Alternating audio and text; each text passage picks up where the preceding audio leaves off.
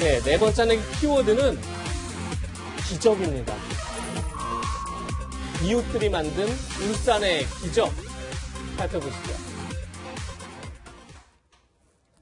울산의 33층짜리 주상복합 아파트 전체를 휘감았던 대형 화재가 있었죠. 불이 난 지 15시간 40여 분 만에 진화가 됐는데 주민들에게 너무 두렵고 긴 시간이 아니었을까 싶습니다. 긴박했던 상황, 주민들 목소리로 한번 들어보시죠.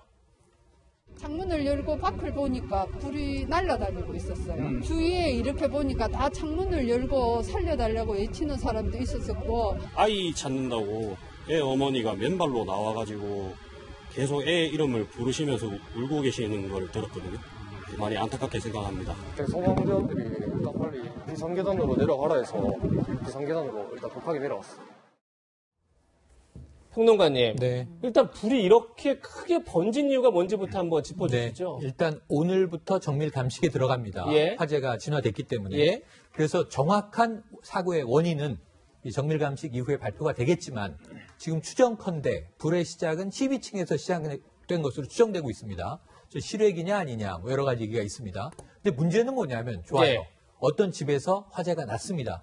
근데 이게 순식간에 번졌거든요. 지금 보는 거죠? 건물 예. 전체가 지금 타고 있어요. 아니 지금 33층이면 고층 건물인데 저것이 통째로 위아래로 불타고 있다. 예. 그러니까 12층의 불이 어떻게 저렇게 커질 수 있는 거냐. 외부적인 요인은 하나는 강풍입니다. 예. 그러니까 울산이 당시에 강풍주의보였고 바람이 거세게 불었기 때문에 불티가 길 건너편에 마트 옥상에도 불을 붙이기도 했어요. 예. 그러니까 그런데 이제 12층에서 위아래로 불이 저렇게 올라가고 내려간 것은 외장재에 문제가 있다라고 많은 전문가들이 외장재요? 네, 외장재가 이 드라이비트 공법, 시멘트 위에 단열재를 바르는 형식, 가연성 물질들이 건물을 뒤덮고 있었다. 또는 이제 알루미늄으로 마감을 했는데 알루미늄은 불에 취약하고 이 틈새를 메꾼 합성 수지 또한 가연성이기 때문에 불에 잘 탄다. 그러니까 불길이 건물 전체를 지금 저렇게 감싸올 수 있는 외장재가 그동안 우리가 여러 건물들의 화재에서 지적됐던 부분들이 개선되지 못한 것 아니냐. 또 뭐 어떤 전문가는 인테리어상 이 분양을 위해서 발코니를 불법적으로 확장한 게 문제다. 여러 가지 이유들이 나오고 있는데 정밀 감식의 결과를 우리가 주목하겠습니다만 겨울이 다가오는데 다른 건물들은 안전한가 함께 점검해야 할 대목이 아닐 수 없습니다. 네, 위원님 저는 정말 밤사이에 가슴을 졸이면서 저 뉴스를 봤던 기억이 그렇죠. 있는데 네. 천만 다행으로 희생자는 한 분도 없었어요. 바로 이웃들의 적극적인 구조가 있었다. 이런 얘기가 그렇습니다. 이 있더라고요. 고층 건물 빌딩에서 화재였고 또 이 발생 시간대가 거의 밤 11시 넘어서 발생했지 않습니까? 예. 이거나 주민들이 한 380명 정도 됐어요. 네. 자칫하면 대형 참사로 이어질 뻔한 사고였는데 현재까지로는 중상자 3명 포함해서 한 96명 정도가 이제 병원에 치료를 받고 있고 지금 사망자는 1명도 없는 것으로 나오고 있습니다. 그만큼 정말 기적적인 일이 벌어진 건데요. 첫 번째 원인은 그런 것 같습니다. 주민들의 일단 서로 간에 챙겨주는 게 저는 가장 큰 요인이라고 봐요. 왜냐하면 특히 주민들 같은 경우에 바로 이 화재가 발생하자마자 이 소방 버튼을 누르고 이웃 주민들에게 대피하라고 다 알리고 네. 또 어떤 주민 같은 경우는 아이들을 데리고 내려오다가 헤어졌대요. 예. 그러니까 이게 막 연기 때문에. 근데 다른 주민이 그 아이들을 데리고 안전한 곳으로 이동해서 사실 나중에 보니까 이제 했다는 거거든요. 천만 다행이네요. 그렇죠. 그만큼 어떤 면에서 보면 주민들의 어떤 발빠른 대응이 있었고 또 하나는 이 정말 소방관들의 헌신적인 노력이 있었던 것 같습니다. 그렇죠. 5분 만에 일단 현장에 도착을 했고요. 이 지금 울산시 같은 경우는 이게 지금 소방차가 제대로 없었다는 거예요. 그만큼 어떤 적극적인 노력이 있었지 않나 생각이 듭니다. 네. 네. 뿐만 아니라 이번 화재가 대형 참사로 이어지지 않은 데는 이 건물에 설치된 중간 대피층이 큰 역할을 했다. 이런 분석이 나옵니다. 중간 대피층이 얼마나 큰 역할을 했는지 한번 들어보시죠. 28층 정원에 필로티가 있잖아요. 우리 옆집 사장님도 그쪽으로 대피를 했어요. 밧줄을 만들어가지고. 우리가 28층에 그 피난층이 있어가 우리 층은 나왔어요. 29층, 30층은 작은 창문으로 해가 아기부터 먼저 우리가 밑에서 이불로 피가 받고.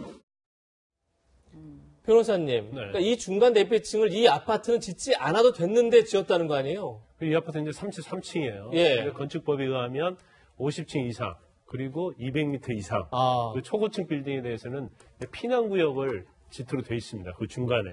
근데 피난구역 의미가 굉장히 의미가 있어요. 왜냐하면 일반적으로 주상복합이랄지 고층 아파트는 베란다가 없거든요. 왜냐하면 바람이랄지 여러 가지 문제가 있기 때문에 확률이죠. 그렇죠. 예. 그렇기 때문에 불이 나면 사실 대피할 곳이 없어요. 예. 그러니까 중간에 피난구역을 만들면서 방어시설을 만드는 거예요. 그래서 자재도 난연제, 그러니까 불에 타지 않는 난연제로 해놨기 때문에 사실 그곳으로 대피를 하고 더구나 야외 베란다 성격을 갖고 있기 때문에 구조할 때 굉장히 쉽게 구조할 수 있거든요. 네. 그런데 이 건물은 33층 주상복합 아파트입니다. 그리고 2009년도에 지어졌거든요. 그래서 법적으로 말씀을 드리면 사실은 중간 대피층을 꼭 만들어야 하는 거 아니에요. 그러시면 이제 만들어서 이번 화재에서 보니까 뭐 28층에서만 해도 28명이 구조가 됐고 15층에서는 또 아주 많은 주민들이 구조가 됐다고 그럽니다. 그런데 이건 이제 법적으로 해놓은 건 정말 잘했다고 생각해요. 왜냐하면 예. 그 아파트를 건물을 짓는 사람 입장에서 보면 사실 피난구역 자체는 분양할 수 없는 거거든요. 그렇죠. 그렇기 때문에 이게 수익에 굉장히 많은 영향을 미쳐요. 근데 법으로 강제로 규정을 해놨기 때문에 지을 수밖에 없는 거거든요. 근데 다행스럽게도 이건 법 규정 대상이 아님에도 불구하고 피난구역을 만들었기 때문에 이번과 같은 건축주가 손해를 좀 감수한 거네요. 네네 어떤 주민 구호를 하는 데 있어서는 굉장한 역할을 했다 이렇게 볼 수가 있습니다. 네, 꼭 필요한 것 같은데 평론가님 앞서서 이현정 위원님께서 네. 언급을 해주셨지만 사실 가장 큰 영웅은 혼신의 힘을 다한 소방관들이다 네, 이렇게 볼 수 네. 있을 것 같아요. 무려 지금 뭐 소방관들과 또 뭐 지자체 직원들 1,300여 명이 이 화재에 매달렸습니다. 네. 장비만 148대가 동원이 됐는데요. 근데 이 중에 200명의 소방 선발대가 초기에 불 속으로 뛰어 들어갔어요. 주민들을 구해야 되니까. 지금 이 진화도 큰 문제지만 사람을 구하는 게 이제 그렇죠. 최우선의 과제이기 때문에 예. 이 소방대장이 무슨 얘기를 했냐면요. 소방교 한 분은 33층에서 창가에 매달려서 거의 의식이 혼미한 20대 여성을 들쳐업고 33층에서 1층까지 뛰어내려와서 살렸어요. 와, 네. 그러면서 이건 있을 수 없는 일이다. 왜냐하면 자기 몸에 걸친 장비만 해도 자기 몸을 가누기도 힘든데 이 20대 성인 여성을 업고 33층을 뛰어내려왔다. 예. 워낙 다급한 상황이다 보니까 초인적인 힘이 발휘된 것 같다. 와. 이게 소방대장의 이야기입니다. 이 정도의 역량을 200여 명이 발휘했기 때문에 그야말로 이 희생자 제로를 이뤄낸 것 아닌가 싶습니다. 네. 예, 33층에서 희생자를 업고 뛰어내려올 수 있었다. 거의 뭐 슈퍼맨이 아니었나 싶을 정도로 말씀하신 그대로 초인적인 힘을 발휘한 것 같습니다. 조금 전 화면 다시 한번 보면 좋겠는데 밤새 진화 작업에 지친 소방관들이 지금 보시는 것처럼 저렇게 쪽잠을 자고 있습니다. 네. 진짜 밤새 불과 사투를 벌였죠, 정말.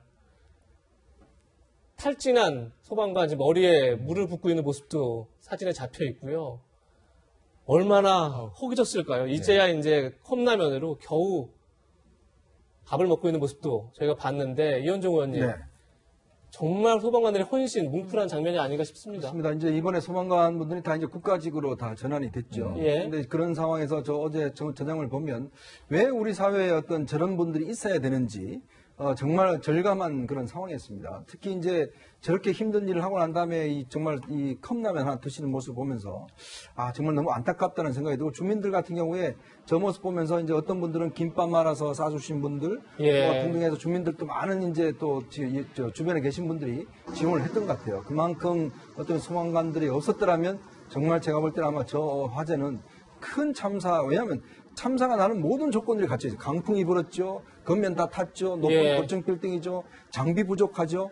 어떤 면에서 그동안 났던 여러 가지 이제 됐는데 정말 소방관 분들의 좀 헌신적인 노력 때문에 사망자가 한 명도 없었던 것 같습니다. 네, 변호사님 정말 풀어야 될 숙제도 많이 남은 것 같은 게 말씀처럼 워낙 강풍이어서 헬기가 뜨지 못해서 물을 위에서 뿌리지 못했다고 하는데 그러려면 이제 고가 사다리가 올라가야 하는데 우리나라에는 23층까지 화재를 진압할 수 있는 사다리만 있다고 해요. 또 그마저도 전국에 10대밖에 없다고 하는데 좀 확충이 필요할 것 같아요. 보니까 이제 광역시 중에서 이제 광주시만 제외하고는 뭐 고가 사다리를 뭐 2대 내지 1대 정도밖에 갖고 있지 않는 거예요. 그러니까 울산 자체도 사다리가 고가 사다리 소방차가 없었고, 근데 이 고가 사다리는 굉장히 중요한 의미가 있습니다. 왜냐하면 네. 이번 사건에 있어서 만약에 12층에서 불이 났다고 한다면 고가 사다리 이용하면 화재를 진압하기 쉬웠겠죠. 네. 그렇죠. 바로 진압이 그렇죠. 근데 가능했겠죠. 고가 사다리가 없으니까 거기까지 물을 해서 끌 수 있는 방법이 전혀 없는 거예요.